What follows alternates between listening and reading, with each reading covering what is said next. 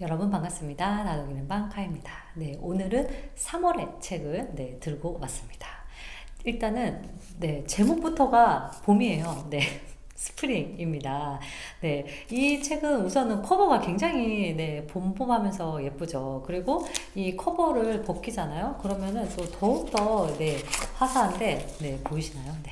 색감이 정말 너무너무 봄봄하는 그런 책이에요. 이 온다리쿠의 30년 만에 어떤 기념작이라고 하니까 굉장히 이 작품이 궁금해서 나오자마자 진짜 펼쳐들었고 순삭했던 그런 작품이에요. 책 속에 등장하는 주인공의 이름이 만개의 봄이라는 뜻을 갖고 있고요. 또 이 주인공의 이제 직업이 무용수이자 안무가예요. 그래서 이렇게 뭔가 뛰어오르다 그런 어떤 중의적인 느낌을 작가가 담지 않았나라는 생각이 들고, 이 작품이 이제 이 온다리쿠가 구상했던 예술 3부작의 완성이에요. 그래서 이제 그 앞에서는 초콜릿 코스모스를 통해서 연극을 이야기했었고, 그 다음에는 꿀벌과 천둥을 통해서 피아노를 얘기했고, 이제 마지막에 스프링을 통해서 발레를 얘기하는데, 정말로 이제 시대에 한두 번 나올까 말까 하는 어떤 천재의 발레리노를 주인공을 하고 있어요. 그래서 요로주 하루라는 이제 남자 주인공인데, 이 책이 재미있는 건 뭐냐면요, 책이 총 4부로 나누어져 있거든요. 근데 시점이 다 달라요. 네. 1부에서는 이 요로주 하루와 이제 처음에는 약간 라이벌이라고 생각을 했지만 평생 함께 가는 친구의 시선으로 이제 1부가 이어지고, 2부에서는 이 요로주 하루의 삼촌이자 이제 영문과 교수가 하자로 또 등장을 해요. 그리고 이제 3부에서는 이 요로주 하루 작품의 음악을 만들어주는 또 음악가가 나오고, 이제 마지막 4부에서 드디어 이 요로주 하루가 자신의 이야기를 하게 됩니다. 근데 이 마지막에 자신의 이야기를 할 때가 완전 대반전이에요. 어? 이게 뭐야? 이런 생각이 들 수 있어요. 제가 이제 미리 말씀을 드리면 스포일러가 되기 때문에 한번 마지막까지 재밌게 읽어보시면 좋을 것 같고, 사실 이제 이 시점이 다양하고 이 천재 무용수를 둘러싼 다양한 사람들의 이야기를 한 것은, 이 천재도 그의 어떤 뛰어난 그 척부적인 재능과 노력도 있었겠지만은 주변의 어떤 많은 사람들과의 관계를 통해서 이 한 사람이 꽃피울 수 있다라는 것을 작가가 이야기해 주지 않나라는 생각이 들었어요. 이 사람이 이제 다양한 사람들과의 관계를 통해서 한 발자국 한 발자국 한 발자국 나아가면서 이제 비로소 자신만의 꽃을 이렇게 피우는 그런 과정인데, 이제 무엇보다도 이 작품을 보면서 와, 정말 예술이란 무엇일까. 이 발레라는 건 우리랑은 좀 약간은 멀게 느껴지고 어렵게 느껴지는 장르인데, 이 하나의 어떤 작품을 꽃피우기 위해서, 그리고 자신의 작품 세계를 몸으로 표현하기 위해서 얼마나 어떤 치열한 생각과 과정을 거쳐서 그것이 탄생되는지를 보여줘요. 그게 결국에는 이 예술이란 무엇인가에 대한 어떤 질문과 또 작가만의 답을 좀 들어볼 수 있는 그런 작품이라는 생각이 들어요. 그리고 사실은 이 온다리코의 작품은 대부분이 다 좀 영화나 드라마로 많이 만들어졌거든요.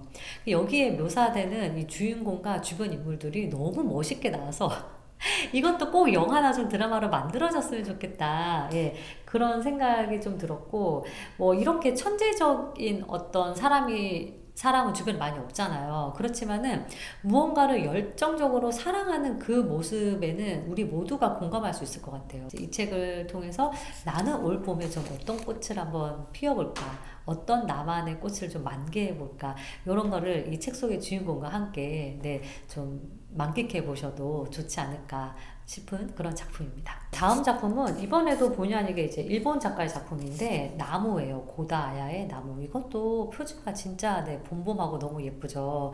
이 작품을 읽게 된 계기는 퍼펙트 데이즈라는 영화를 보면서예요. 이 영화 좋아하시는 분들도 많으실 것 같은데, 저도 요 근래에 본 영화 중에서 정말 강추하는 그런 작품이었어요. 자발적으로 청소부 일을 하는 한 남자가 주인공인데, 이 남자 주인공이 이제 하루 일과를 마치고 목욕탕에 갔다가 이제 단골집에 가서 밥을 먹고 집으로 돌아와서 책을 읽으면서 하루를 마무리를 해요. 그리고 이제 가끔씩은 그 헌책방에 가서 책을 사는데, 그 그때 사는 책이 바로 이 고다아야의 나무거든요. 서점 주인이 이 고다아야가 너무 저평가됐다. 그러니까 어떤 말이라도 이 사람이 하면은 좀 다르다라는 이야기를 하거든요.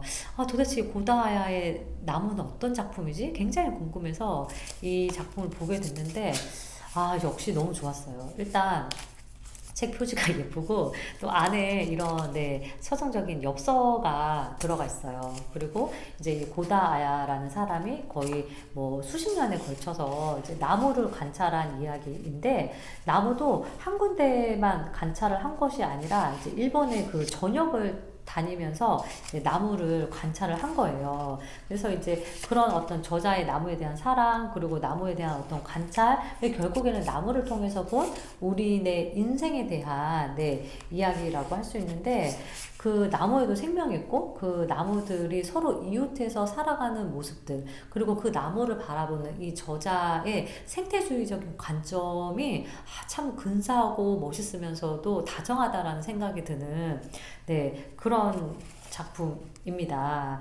근데 이 작품도 좀 이 작품 속에 요로주 하루처럼 이 작가가 치열하게 나무를 사랑한다라는 생각이 들었거든요. 그래서 진짜 뭐든지 간에 하나에 미쳐 있고 그것을 사랑하는 사람은 이겨낼 재간이 없고 그 성과는 확실히 뛰어나다라는 거를 좀 느끼게 됐어요. 또 이제 중간중간에 이 저자의 아버지도 굉장히 일본에서 유명한 작가였거든요. 그래서 이제 아버지와의 일화가 들어가 있는데, 특히 등꽃을 아버지와 함께 봤던 장면들을 표현하고 있는데, 이렇게 표현하고 있어요. 긴 꽃송이는 1m가 넘고 우아하다. 짧은 꽃송이는 친구들끼리 모여 떠들어대는 것처럼 흔들리는데 그 모습 또한 아름답다. 등꽃 파도라는 말이 있는데 바람이 지나가면 정말 파도가 이는 듯하다.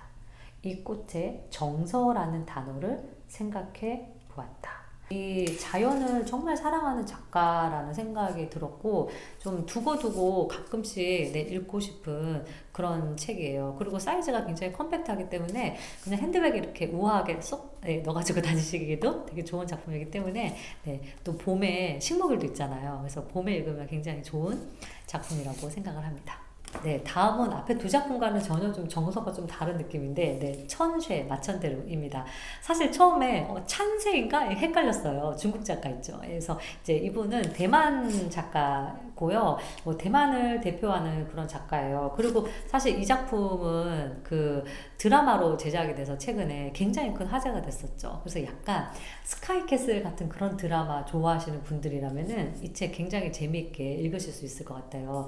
이 이제 초고층 빌딩에 살아가고 있는 다양한 사람들에 대한 이야기를 담고 있는데, 좀 재밌었던 게 처음에 그 경비원의 시점으로 시작이 되거든요. 이제 그러면서 이제 다양한 이 빌딩에 사는 사람들의 어떤 이야기, 그리고 또 도시에 살아가는 사람들의 그 끝없는 욕망, 이런 것들을 굉장히 좀 디테일하게 담고 있어요. 그래서 좀 뭐랄까요, 이렇게 스릴러나 범죄 소설이나 그리고 좀 약간 스카이캐슬 같은 그런 드라마 좋아하시는 분들이라면, 또 이 작품이 이제 이미 드라마로 만들어졌기 때문에 이 드라마 재미있게 보셨던 분들도 좀 재미있게 읽어보실 수 있는 그런 작품이고, 사실은 우리나라도 이게 아파트에 불특정 다수의 많은 사람들이 살아가잖아요. 그래서 그 아파트에 담겨있는 엄청난 우리의 욕망들, 이런 것들을 진짜 까발리고 있는 책이고, 아파트에서 죽은 한 여자가 있어요. 그래서 이제 이 여자를 죽인 범인이 누군지를 추적해 나가는 그런 이야기인데, 이게 결국에는 이 마천대로라는 게 어떤 우리 욕망의 이제 축소판을 보여주는 그런 작품이에요. 쓸쓸한 어떤 좀 생각할 거리를 남기는 그런 작품인데, 스토리 자체가 굉장히 흥미진진하고 또 이미 드라마가 되었기 때문에 이제 드라마와 좀 비교해서 한번 읽어보시는 재미도 쏠쏠하지 않을까 싶습니다. 마지막은요. 요즘 또 이거 화제의 책이죠. 빌 게이츠의 최초의 자서전입니다. 이제 뭐 지금은 거의 살아있는 전설이라고 할 수 있는 빌 게이츠인데, 이제 처음으로 이분이 자신의 첫 회고록을 냈어요. 뭐 지금 이게 원서도 굉장히 많이 팔리고 있는 것 같고, 또 이제 이 책도 큰 관심을 받고 있는데, 우선은 미국의 어떤 회고록답게 굉장히 두껍습니다. 굉장히 좀 두껍기는 한데, 그럼에도 불구하고 읽는 게 그렇게 어렵진 않아요. 저는 사실은 사실은 좀 중간중간에 이 빌 게이츠의 사진들이 수록되어 있거든요, 이렇게. 근데 컬러로 심지어 수록이 되어 있어요. 그래서 이런 좀 컬러 도판의 사진들을 보는 재미도 쏠쏠했고, 시대의 천재가 어떻게 해서 이 마이크로소프트를 만들게 됐는지의 과정들이 쭉 나오고, 일화 하나하나가 굉장히 영화 같아요. 세상을 바꾸는 사람들은 다르긴 다르구나.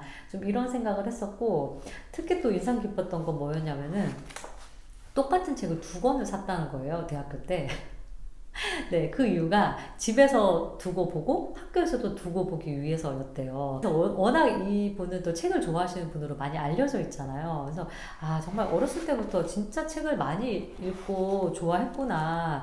이제 그리고 이런 식으로도 책을 읽는구나. 같은 책을 두 권 사서. 네, 이 빌 게이츠의 어머니에 대한 이야기도 나오는데 어머니의 영향을 굉장히 많이 받은 것 같아요. 그래서 아, 이런 식으로 또 자녀를 교육을 했구나. 뭐 이런 것도 좀 알 수 있는 책이에요. 이 사람이 어떤 삶을 살았는지. 그리고 뭐 이 책은 워낙 두껍긴 하지만 네, 책 자체가 굉장히 멋있고 안에 커버도 훌륭하죠. 네, 아주 양장본으로 되어 있어가지고 네, 한 번쯤 네, 소장 가치가 있는 네, 그런 책이라는 생각이 들고, 결국에는 이제 이 사람의 그 삶의 궤적을 쭉 보면은 열정과 호기심이 그 지금의 마이크로소프트를 있게 한 것 같다는 생각이 드는 거예요.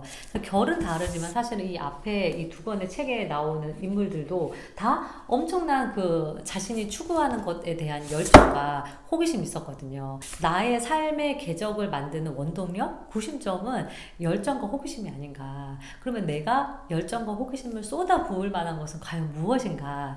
요거를 이제 이 3월의 책을 통해서 한번 생각해 보면 어떨까라는 생각이 듭니다. 또 다음 시간에 다독이는 책으로 여러분 찾아뵙도록 할게요. 추스!